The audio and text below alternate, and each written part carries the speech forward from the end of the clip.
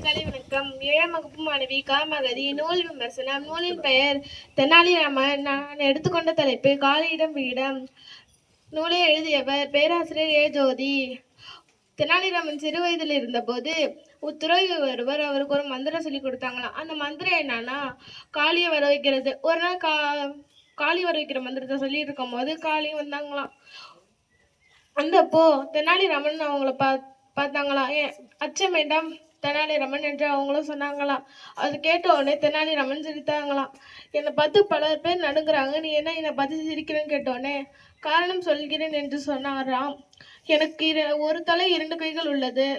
ஆமாம் காளி சொன்னாங்களாம். உனக்கு 1000 கை 2 கைகள் தான் உள்ளது என்று காளியிடம் கேட்டார்.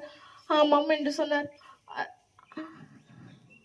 எனக்கு சளி பிடிச்சா நான் 2 கைகளை வச்சு நான் சிந்த முடியாத அவஸ்தைப்படுறேன். உனக்கு 1000 தலைகள் உள்ளது, நீ 2 கைகளை வச்சு எப்படி சிந்துவேன் என்று கேட்டாங்களாம்.